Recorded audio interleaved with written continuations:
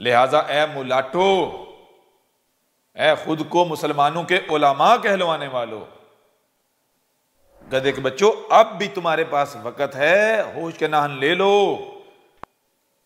वरना जान लो वक़्त खत्म हो चुका है। बेशक तोहमतें लगाओ, मलामतें करो, दुश्मनी करो, लेकिन पहले अपनी बुनियाद देख लो, पहले तहकीक कर लो, ठीक है ना। जब तुम मानते हो कि ईसा ने आना है, मसीह ने आना है, उसके इंतजार में बैठे हुए हो, तो फिर मुझे तुम ये बताओ कुरान क्या कहता है। कुरान कहता है, इस कुरान में असातीरुल अव्वलीन तुम्हारा जिक्र है, तो कुरान को ये नहीं बताना चाहिए कि ईसा आएगा, कैसे आएगा, कब आएगा। कुरान तो कह रहा है वो तुम्हारी ख्वाहिशात के साथ नहीं आएगा, वो तब आएगा जब ज़लाल मुबीन होंगी, 100% गुमराहियां होंगी। वो तब आएगा जब तुम उसे सिवाय इस कुरान के जो तुम्हारे दोनों हाथों के दरमियान है, इसके अलावा नहीं पहचान सकोगे। उसकी पहचान क्या, वो असाद का, उस तबाही जो तबाही तुम्हें सफा से मिटाएगी, उसका इल्म होगा। अचानक आगे वो इल्म जल करेगा कि ये सब का सब हो चुका। उसकी काजिज वजूहात क्या है, वो सब तुम्हारे ऊपर हर चीज खोल खोल के रख देगा। जब कुरान में असातीरुल अव्वलीन नहीं है, बल्कि कुरान में अल अव्वलीन की मसनू से तुम्हारा जिक्र है, और कुरान ये बताता है कि वो कब आएगा, कैसे आएगा। कुरान कहता है कि वो उस वक्त आएगा जब ज़लाल मुबीन आएंगे, जब किसी को भी हक का इल्म नहीं होगा, जब तुम 100% गुमराही में होगे, तो ऐसी सूरत में तुम उसे कैसे पहचान सकते हो। तुम सिवाय कुरान के और किसी तरीके, किसी जरिए से नहीं पहचान सकते। उसकी पहचान का वाहद एक ही जरिया रब ने रखा, और वो क्या है, वो कुरान तुम्हारे जो दोनों हाथों के दरमियान है। इसके अलावा अगर तुम किसी भी जरिए से तुम उसको पहचानने की कोशिश करोगे, तो रब के कानून में दूसरा तरीका क्या है, हर चीज उसका जुड़ा है। दो तरीके थे, एक कुरान, दूसरा तरीका जो इस कुरान को समझने के दावेदार यानी मुलाटे। तो तुम्हें बता दिया ये जो मुलाटे हैं ये इस जिम्मेदारी को पूरा नहीं करते, नहीं करेंगे। लिहाजा इन मुलाटों के पीछे भी ना चलना, इनके ऊपर भी ना रहना कि तुम्हें यह बताएंगे भाई ईसा आ गया, ईसा आ गया, ये तुम्हें पहचान कराएंगे, लेकिन नहीं, इन्होंने अपनी जिम्मेदारी नहीं पूरी करनी। लिहाजा कितने जराए बचते हैं उसकी तस्दीक के, उसको पहचानने के, एक ही, वो क्या है, ये जो कुरान है तुम्हारे दोनों हाथों के दरमियान। अब अगर इससे एराज करोगे, इसके अलावा किसी और तरीके के पीछे चलोगे, जो नस्ल दर नस्ल अकायद नजरियात हैं ईसा की पहचान के हवाले से या ईसा के हवाले से, आने वाले मसीह रसूल के हवाले से, अगर उनको क्राइटेरिया बना के उनके मुताबिक परखोगे, तो तुम वही करोगे जो इससे पहले हर रसूल के वक्त हुआ। यह बताओ कि जब नूह आया था तो नूह का कुफर कज़ब क्यों किया गया? क्या इसलिए किया गया कि वो लोग जो है वो कहते थे कि भाई किसी ने नहीं आना? वो भी इंतजार में थे, लेकिन उन्होंने अपना एक क्राइटेरिया बनाया हुआ था। हर बार यही हुआ। बनी इसराइल, उन्होंने क्यों अपनी तरफ से ईसा को कत्ल कर दिया? क्यों नहीं पहचान पाए? उसकी वजह यही थी, ईसा इब्न मरियम ने आकर कहा था मेरी तस्दीक उसमें मौजूद है जो तुम्हारे दोनों हाथों के दरमियान है। खोलो तौरात, देखो क्या तौरात मेरी तस्दीक नहीं कर रही? नहीं, उनको तौरात से तस्दीक चाहिए ही नहीं थी। उनको क्या चाहिए था? जो उन्होंने एक क्राइटेरिया बनाया हुआ था, एक मेयार बनाया हुआ था, खुद से गढ़ा हुआ था, जो कि उनकी अपनी ख्वाहिशात गुमराहियां थी। अब उनकी ख्वाहिशात के मुताबिक तो रसूल आने से रहा, क्योंकि कुरान में तुम खुद देखते हो कि कुरान में असातीरुल अव्वलीन नहीं है। अल अव्वलीन के मसलों से तुम्हारा जिक्र कुरान में कहा जाए कि कोई एक भी रसूल जो है लोगों की ख्वाहिशात के साथ नहीं आया। नंबर एक, रसूल तब आता है जब 100% गुमराहियां होती हैं। नंबर दो, लोगों की ख्वाहिशात के साथ नहीं आता। मुझे तुम बताओ कि तुम में जो आएगा वो तुम्हारे क्राइटेरिया के ऊपर कैसे पूरा उतरेगा?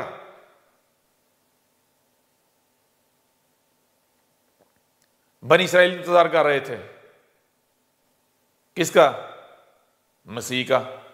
वो मसीह आ गया, वो नहीं पहचान पाए। क्यों? कि वो जो उनके आबाओ अजदाद ने उनको एक क्राइटेरिया दिया था, वो उसको लेकर बैठे हुए थे, एक फिल्टर लेकर बैठे हुए थे। इस फिल्टर से गुजरेगा नीचे गिरेगा तो मानेंगे, अगर इस फिल्टर से नहीं निकल रहा हम नहीं मानेंगे। अपनी एक छलनी बनाई हुई थी, अगर इस छलनी से निकलेगा मानेंगे, नहीं निकलेगा तो कज़ाब होगा। अपनी छलनी जो है उन्होंने बनाई हुई थी। तो ईसा इब्न मरियम उनकी छलनी से निकला, उनके मेयार पर पूरा उतरा, जो उनके नस्ल दर नस्ल अबाउजा से मुंतकिल होने वाले अकादर रियात थे, नहीं। तो क्या ईसा इब्न मरियम कज़ाब साबित हुआ, झूठा साबित हुआ, या उनके मेयार जो हैं, उनके जो फिल्टर हैं, वो उनके जो पैमाने हैं वो गलत साबित हुए? हकीकत तुम्हारे सामने है कि कुरान में तुम्हें कहानियां सुनाई जा रही। इस तरह आगे बढ़ो, जब मोहम्मद आया, मोहम्मद का इंतजार कौन कर रहे थे? ईसाई इंतजार कर रहे थे। क्या कह रहे थे? ईसा आसमानों पर चढ़ गया है, जिंदा वापस नीचे आएगा। तो आया कौन? मोहम्मद ने आकर कहा मैं वही हूं। उन्होंने कहा नहीं, हम नहीं मानेंगे। क्यों नहीं मानेंगे? क्योंकि ईसा ने तो आना है ऊपर से, तू वो ईसा है ही नहीं, तू तो पैदा हुआ जमीन पर। मोहम्मद ने बताया गधे के बच्चों, हर चीज उसका जोड़ा है। ये जो दो टांगों पर चलने वाले, इनका भी जोड़ा है, हर चीज उसका जोड़ा है। एक वो जो ऊपर से आते हैं, एक वो जो नीचे से आते हैं। ऊपर से आने वाले कौन हैं? जिनको रब लेकर आता है। नीचे से आने वाले जो इंसानों की वजह से वजूद में आते हैं, खबीस रिज़्क से। दो तरह का रिज़्क है, एक अरफा रिज़्क है, नीचे वाला अदना रिज़्क। जो अदना रिज़्क से वजूद में आते हैं वो नीचे वाले, जो अरफा रिज़्क से वजूद में आते हैं वो ऊपर वाले, आसमानों से आने वाले। लेकिन नहीं, वो ज़ाहिर के ऊपर बैठे हुए थे कि भाई आसमानों से आएगा। आसमानों क्या? आसमानों से। वो गैब का कुफर करने वाले थे, यानी छुपे हुए पहलू का, बातिन का। वो ज़ाहिर में कहते थे ऊपर से आएगा, हालांकि रसूल तो ऊपर से ही आता है, अरफा रिज़्क से वजूद में आता है। तो पहचान भाई मोहम्मद को नहीं।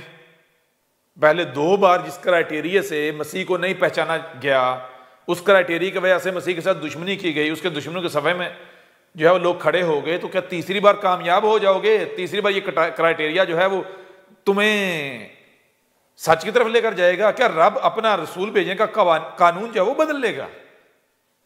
रब का रसूल भेजने का जो मेयार है वो बदल देगा, कानून तब्दील कर देगा कि देखो जी 2 बार इन्होंने कुफर किया, या इससे पीछे इतनी बार इन्होंने कुफर किया। क्यों कुफर किया? कि ये डटे रहे एक मेयार बना के जिनको अबाउजात से मिला।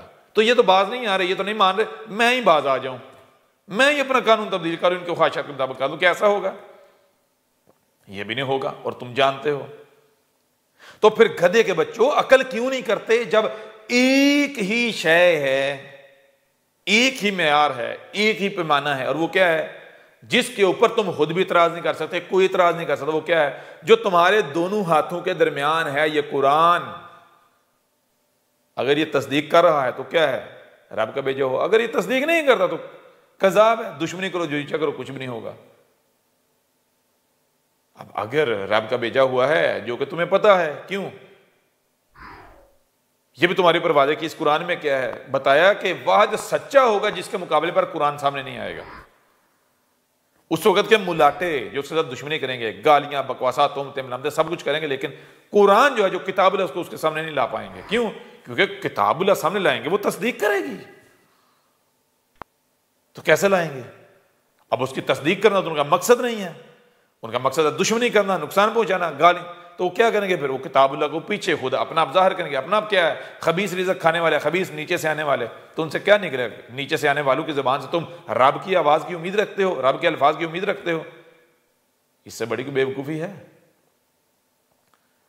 मशीन में तुम प्लास्टिक का दाना डालो और उम्मीद ये रखोगे मशीन जो है पुर्जे या प्रोडक्ट जो लोहे की बना के निकाले, कैसे मुमकिन है? जो डालोगे वही निकलेगा ना।